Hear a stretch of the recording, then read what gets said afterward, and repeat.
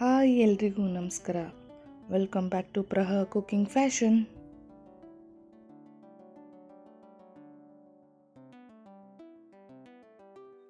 ನಾನಿವತ್ತು ರುಚಿಕರವಾದ ಪುಳಿಯೋಗರೆ ಮಾಡೋದು ಯಾವ ರೀತಿ ಅಂತ ತೋರಿಸ್ಕೊಡ್ತೀನಿ.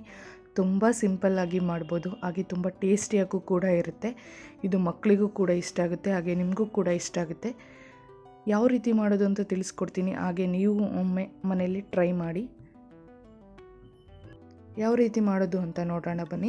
ನಾನು ಇಲ್ಲಿ 4 ಸ್ಪೂನಷ್ಟು ಆಯಿಲ್ ತೊಗೊಂಡಿದ್ದೀನಿ, 2 ಒಣಮೆಣಸಿಕಾಯಿ, 2 ಕಡ್ಡಿ ಕರಿಬೇವು, ಹಾಗೆ 1 ಬೆಳ್ಳುಳ್ಳಿನ ಸಿಪ್ಪೆ ಬಿಡಿಸಿಟ್ಕೊಂಡಿದ್ದೀನಿ, 2 ಸ್ಪೂನ್ ಕಡಲೆಬೇಳೆ, ಹಾಗೆ 3 ಸ್ಪೂನ್ ಶೇಂಗಾ ತೊಗೊಂಡಿದ್ದೀನಿ. ಹಾಗೆ ಸ್ವಲ್ಪ ಹುಣಸೆಹಣ್ಣನ್ನು ನಾನು ಇಲ್ಲಿ ತೊಳೆದು ನೆನೆಸಿಟ್ಟಿದ್ದೀನಿ. ಹಾಗೆ ಒಂದು ಸ್ವಲ್ಪ ಕೊಬ್ಬರಿ ತುರಿ, ನಂತರ ಪುಳಿಯೋಗರೆ ಪೌಡರ್, ಹಾಗೆ 1 ಸ್ಪೂನಷ್ಟು ಅರಿಶಿನ, 1 ಸ್ಪೂನ್ ಉಪ್ಪು, ಸ್ವಲ್ಪ ಕೊತ್ತಂಬರಿ, ಹಾಗೆ ರೈಸ್ ರೆಡಿಯಾಗಿದೆ. ಈಗ ನಾನು ಒಂದು ಪಾನ್ ತೊಗೊಂಡಿದ್ದೀನಿ, ಅದಕ್ಕೆ ನಾನು ಎಣ್ಣೆನ ಹಾಕ್ಕೊಳ್ತಾ ಇದ್ದೀನಿ. ನಂತರ ಫಸ್ಟಿಗೆ ನಾನು ಶೇಂಗಾನ ಚೆನ್ನಾಗಿ ಫ್ರೈ ಮಾಡ್ಕೊತೀನಿ. ಲೈಟ್ ಬ್ರೌನ್ ಬರೋವರೆಗೂ ಸ್ವಲ್ಪ ಚೆನ್ನಾಗಿ ಫ್ರೈ ಮಾಡ್ಕೋಬೇಕು. ಯಾಕೆ ಅಂತಂದರೆ ಫಸ್ಟೇ ನಾನು ಫ್ರೈ ಮಾಡಿ ಎತ್ತಿಟ್ಕೊತೀನಿ, ಯಾಕಂದರೆ ತಿನ್ನುವಾಗ ಟೇಸ್ಟ್ ತುಂಬ ಚೆನ್ನಾಗಿರುತ್ತೆ. ಹಾಗಾಗಿ ನೋಡಿ ಚೆನ್ನಾಗಿ ಫ್ರೈ ಆಗಿದೆ, ಇದನ್ನು ನಾನೀಗ ಎತ್ತಿಟ್ಕೊಳ್ತಾ ಇದ್ದೀನಿ. ಈಗ ನಂತರ ಇದಕ್ಕೆ ನಾನು ಕಡಲೆಬೇಳೆನ ಹಾಕ್ಕೊಳ್ತಾ ಇದ್ದೀನಿ.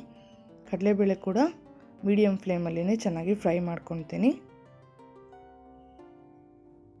ಪುಳಿಯೋಗರೆ ಮಾಡೋದು ತುಂಬಾ ಸುಲಭ, ಹಾಗಾಗಿ ನಾನು ನಿಮಗೆ ಹೊಸ ರೀತಿಯಾಗಿ ಯಾವ ರೀತಿ ಪುಳಿಯೋಗರೆ ಮಾಡೋದು ಅಂತ ತೋರಿಸ್ತಾ ಇದ್ದೀನಿ. ನೋಡಿ ಕಡಲೆಬೇಳೆ ಚೆನ್ನಾಗಿ ಫ್ರೈ ಆಗಿದೆ. ಈಗ ನಾನು ಬೆಳ್ಳುಳ್ಳಿನ ಹಾಕ್ಕೊಳ್ತಾ ಇದ್ದೀನಿ. ಬೆಳ್ಳುಳ್ಳಿನ ಸಿಪ್ಪೆ ಬಿಡಿಸಿಟ್ಕೊಂಡು ಸ್ವಲ್ಪ ಅದನ್ನು ಸ್ಮ್ಯಾಶ್ ಮಾಡ್ಕೋಬೇಕು, ಇಲ್ಲಾಂದರೆ ಸಿಡಿಯುತ್ತೆ. ಬೆಳ್ಳುಳ್ಳಿ ಹಾಕೋದ್ರಿಂದ ಒಂದು ಹೊಸ ಟೇಸ್ಟ್ ಸಿಗುತ್ತೆ ಪುಳಿಯೋಗರೆಗೆ, ಹಾಗಾಗಿ ನಾನು ಬೆಳ್ಳುಳ್ಳಿನ ಹಾಕ್ಕೊಳ್ತಾ ಇದ್ದೀನಿ. ಈಗ ನಂತರ ನಾನು ಕರಿಬೇವನ್ನ ಹಾಕ್ಕೊಳ್ತಾ ಇದ್ದೀನಿ. ಎಲ್ಲ ಮೀಡಿಯಮ್ ಫ್ಲೇಮಲ್ಲೇ ಇಟ್ಕೊಂಡು ಚೆನ್ನಾಗಿ ಫ್ರೈ ಮಾಡ್ಕೋಬೇಕು. ನೋಡಿ ಕರಿಬೇವು ಮತ್ತು ಬೆಳ್ಳುಳ್ಳಿ ಎಲ್ಲ ಚೆನ್ನಾಗಿ ಫ್ರೈ ಆಗ್ತಾ ಇದೆ. ಇವಾಗ ಇದಕ್ಕೆ ನಾನು ಒಣಮೆಣಸಿಕಾಯಿನ ಹಾಕ್ಕೊಳ್ತಾ ಇದ್ದೀನಿ. ಅದು ತುಂಬ ಖಾರ ಇರುತ್ತೆ, ಹಾಗಾಗಿ ನಾನು 2 ತೊಗೊಂಡಿದ್ದೀನಿ. ನೋಡಿ ಒಣಮೆಣಸಿಕಾಯಿನ ಹಾಕ್ಕೊಳ್ತಾ ಇದ್ದೀನಿ. ಈಗ ಇದನ್ನು ಕೂಡ ಚೆನ್ನಾಗಿ ಮೀಡಿಯಮ್ ಫ್ಲೇಮಲ್ಲೇ ಫ್ರೈ ಮಾಡ್ಕೋಬೇಕು, ಇಲ್ಲಾಂದರೆ ಮೆಣಸಿಕಾಯಿ ಬೇಗ ಸೀದೋಗ್ಬಿಡುತ್ತೆ. ಹಾಗಾಗಿ ನೋಡಿ ಚೆನ್ನಾಗಿ ಫ್ರೈ ಆಗಿದೆ. ಈಗ ನಾನು ಅಯ್ಯಂಗಾರ್ ಪುಳಿಯೋಗರೆ ಪೌಡರ್ನ ತೊಗೊಂಡಿದ್ದೀನಿ, 2 ಪ್ಯಾಕೆಟಷ್ಟು ತೊಗೊಂಡಿದ್ದೀನಿ. ಅದನ್ನು ಕೂಡ ಹಾಕ್ಕೊಳ್ತಾ ಇದ್ದೀನಿ. ಅದನ್ನು ಎಣ್ಣೆಯಲ್ಲೇ ಕೂಡ ಚೆನ್ನಾಗಿ ಫ್ರೈ ಮಾಡ್ಕೊತಾ ಇದ್ದೀನಿ. ಅಯ್ಯಂಗಾರ್ ಪುಳಿಯೋಗರೆ ತುಂಬ ಟೇಸ್ಟ್ ಚೆನ್ನಾಗಿರುತ್ತೆ, ಹಾಗಾಗಿ ನಾನು ಅದನ್ನೇ ಯೂಸ್ ಮಾಡೋದು. ಹಾಗಾಗಿ ಅದರಿಂದನೇ ನಾನು ಯಾವ ರೀತಿ ಒಳ್ಳೆ ಟೇಸ್ಟಿಯಾದ ಪುಳಿಯೋಗರೆ ಮಾಡ್ಬೋದು ಅಂತ ತೋರಿಸ್ತಾ ಇದ್ದೀನಿ. ಈಗ ಪುಳಿಯೋಗರೆ ಪೌಡ್ರು ಕೂಡ ಚೆನ್ನಾಗಿ ಮಿಕ್ಸ್ ಆಗಿದೆ. ಇವಾಗ ಹುಣಸೆ ರಸನ ಹಾಕ್ಕೋಬೇಕು. ನಾನು ಹುಣಸೆಹಣ್ಣು ನೆನೆಸುವಾಗ ಸ್ವಲ್ಪ ಬೆಲ್ಲನೂ ಕೂಡ ಹಾಕ್ಕೊಂಡಿದ್ದೆ.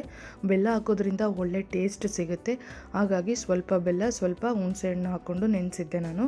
ನೋಡಿ ಹುಣಸೆ ರಸ ಕೂಡ ಹಾಕಿದ್ದೀನಿ. ಇವಾಗ ನಾನು ಒಂದು ಅರ್ಧ ಸ್ಪೂನಷ್ಟು ಅರಿಶಿನ ಪುಡಿ ಹಾಕ್ಕೊಳ್ತಾ ಇದ್ದೀನಿ.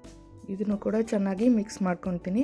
ನೋಡಿ ಈ ಥರ ಗೊಜ್ಜನ್ನ ನಾವು ರೆಡಿ ಮಾಡಿ ಇಟ್ಕೊಂಡ್ವಿ ಅಂತಂದರೆ ಯಾವಾಗ ಬೇಕಾದ್ರೂ ಫಟಾಫಟ್ ಅಂತ ರೈಸ್ ರೆಡಿಯಾಗಿತ್ತು ಅಂದರೆ ಈ ಥರ ಗೊಜ್ಜನ್ನ ಹಾಕ್ಕೊಂಡು ನೀವು ಕಲಿಸ್ಕೊಂಡು ತಿನ್ಬೋದು. ಇದು ಮಕ್ಕಳಿಗೂ ಇಷ್ಟ ಆಗುತ್ತೆ, ಹಾಗೂ ನಿಮಗೂ ಕೂಡ ಇಷ್ಟ ಆಗುತ್ತೆ.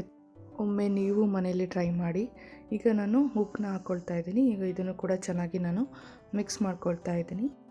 ಪುಳಿಯೋಗರೆ ಇಷ್ಟ ಅನ್ನೋರಿಗೆ ಈ ಥರ ಒಂದು ಡಿಫ್ರೆಂಟಾಗಿರೋ ಪುಳಿಯೋಗರೆ ಗೊಜ್ಜನ್ನ ಮಾಡಿ ಕೊಡಿ, ತುಂಬ ಚೆನ್ನಾಗಿರುತ್ತೆ, ಅವರು ಕೂಡ ಇಷ್ಟಪಡ್ತಾರೆ. 1/4 ಕಪ್ಪಷ್ಟು ನಾನು ಒಣ ಕೊಬ್ಬರಿನ ತುರಿದಿಟ್ಕೊಂಡಿದ್ದೆ, ಅದನ್ನು ಕೂಡ ಹಾಕ್ಕೊಳ್ತಾ ಇದ್ದೀನಿ. ಈ ಒಣ ಕೊಬ್ಬರಿನ ಹಾಕೋದ್ರಿಂದ ಅದು ಕೂಡ ಒಂದು ಒಳ್ಳೆ ಟೇಸ್ಟ್ ಸಿಗುತ್ತೆ. ನಾವು ಈಗ ಬೆಳ್ಳುಳ್ಳಿ, ಹುಣಸೆ ರಸ, ಬೆಲ್ಲ, ಕೊಬ್ಬರಿ ತುರಿ ಇದೆಲ್ಲ ಹಾಕೋದ್ರಿಂದ ಒಂದು ಡಿಫ್ರೆಂಟ್ ಟೇಸ್ಟ್ ರೆಡಿಯಾಗುತ್ತೆ. ಹಾಗಾಗಿ ನೋಡಿ ಈಗ ನಾನು ಫೈನಲ್ಲಾಗಿ ಕೊತ್ತಂಬರಿ ಸೊಪ್ಪನ್ನ ಕಟ್ ಮಾಡಿ ಇಟ್ಕೊಂಡಿದ್ದೆ, ಅದನ್ನು ಕೂಡ ಹಾಕ್ಕೊಳ್ತಾ ಇದ್ದೀನಿ. ನೋಡಿ ಪುಳಿಯೋಗರೆ ಗೊಜ್ಜು ಮಾಡೋದು ತುಂಬಾ ಸುಲಭ.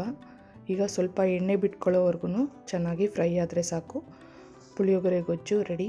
ನೋಡಿದ್ರಲ್ಲ ಯಾವ ರೀತಿ ಪುಳಿಯೋಗರೆ ಗೊಜ್ಜು ಮಾಡೋದು ಅಂತ ನಾನು ನಿಮಗೆ ತಿಳಿಸ್ಕೊಟ್ಟಿದ್ದೀನಿ. ತುಂಬ ರುಚಿಕರವಾಗಿ ಹಾಗೆ ತುಂಬ ಸುಲಭವಾಗಿ ಮಾಡೋದು ಯಾವ ರೀತಿ ಅಂತ ನಾನು ನಿಮಗೆ ತಿಳಿಸಿದ್ದೀನಿ.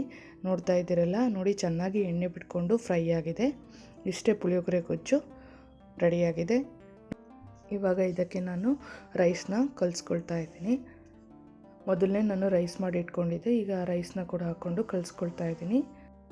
ಎಷ್ಟು ಗೊಜ್ಜಿಗೆ ಎಷ್ಟು ರೈಸ್ ಬೇಕೋ ಅಷ್ಟೇ ಕಲಿಸ್ಕೊಂಡು ನೀವು ಗೊಜ್ಜನ್ನು ಕೂಡ ಎತ್ತಿಡ್ಕೋಬೋದು.